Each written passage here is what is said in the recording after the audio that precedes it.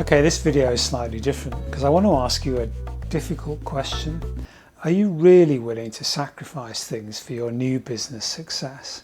We all hear how tough the first stages of setting up a business can be, and a lot of lip service is paid to all the hard work that's required, etc., etc. It's true, it is hard work, and it's doubly hard if you're starting part-time while trying to maintain another income stream. Now in this video I'm going to go through some of the acknowledged pressures and the sacrifices you might need to make, and to avoid bringing you down terminally, I'll tell you how I deal with them and why they needn't stop you in your tracks, and in fact they can actually be a help.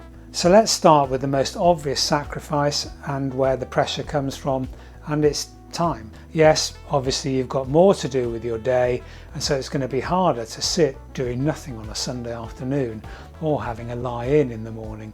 It can feel overwhelming to realise that your to-do list runs into the dozens and you never get to the bottom of it. But there are a few things to remember here.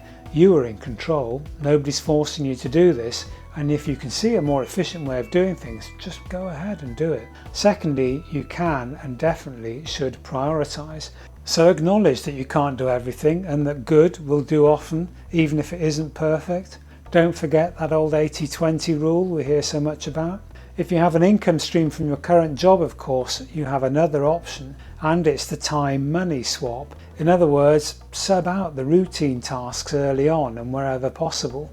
This, after all, is the advantage you have over people who have opted for a full-time new career. You need to use it to further the business as well as keeping the lights on at home. My approach, which I'll talk about some more in a minute, has always been to treat my old employment, when I was employed, as an income stream within the business of Gareth Williams Inc.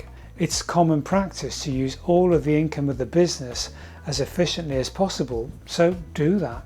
This is a business and it has two income streams, your new one and your current one. Likewise, and this is rarer but it's not beyond the bounds of possibility, if you can get help in your old employed job behind the scenes, then do that as well. I've seen this on occasion, and it needs careful handling and you shouldn't break any of the rules of your employment, but I have seen it. Just be alive to the possibility. So, time is the first sacrifice. The second one, and this is a really critical measure of your commitment, so please don't just gloss over it. At some point you will recognise that your old career is going to have to fall by the wayside if the new one is going to flourish. Take your internal temperature on this, as it's critically important almost from day one, because it may be a useful way to gain some real validation on what you really feel about your future. If you hate the idea that you'll get passed over for promotion in your current job, that you'll have to get used to doing just enough to get by with your current employers while you spend the maximum effort elsewhere, then maybe it's time to think about what you really want to do.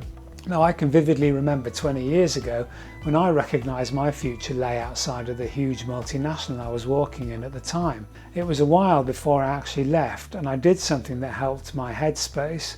What I did was decide that I was going to act like I had already been given 6 months' notice by the firm. I did what was required to fulfil the terms of my contract, nothing more. It freed up the time I needed to get my other business planned out, and it kept the money coming in. So your second sacrifice is your current career. And the third one I'm going to call stability. One word has several meanings in this context. So you won't have a stable income. You won't have a stable call on your time. You won't be as comfortable maybe for years to come, and stress will become pretty much a regular in your life. And that leads me to the main point of this video, and that's really this. You really need to try and be as clear as possible with yourself around this second career. The second point I made is really important about being okay with giving up your current career, because that's what you're talking about here.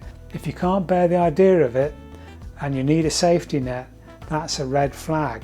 I do get it, we all need to have a commitment, but even the idea of starting a part-time business is something of a compromise. We need to steer clear of the magical thinking that suggests you can have a brilliant new company and maintain your presence undiminished where you work currently. It just doesn't happen like that. So having said all that, I'm in a position not too far away from it at the moment, but with one critical difference, and I'll explain. I'm spending a lot of time on my digital presence with a view to starting a new business off the back of it.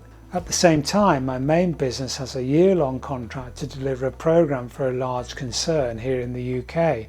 I'm spreading myself quite thin, and while I'm fulfilling my existing contract, I'm doing it by pulling in all the experience I have at my disposal at my previous contracts. I'm reusing all the documentation that cuts corners, and I'm also delegating as far as possible.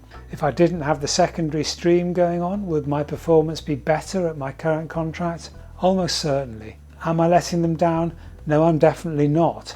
I am fulfilling the terms of my contract to the letter. The difference for me, of course, is that I don't have a boss or a full-time employed position to worry about. If I did, I might have to be working harder, but, and this is my point, I do know that I'm doing neither role as well as I might be. It's a plain fact that transitions can be times of huge strain. You don't want them to continue on an ongoing basis.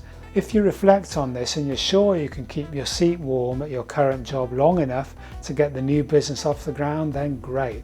If not, and you don't feel comfortable giving less than 100% to your current role, maybe you need to have a bit of a rethink. Anyway, I hope you found that useful. I'll be returning to the transition strategies in further videos on this channel, so perhaps subscribe. Thanks.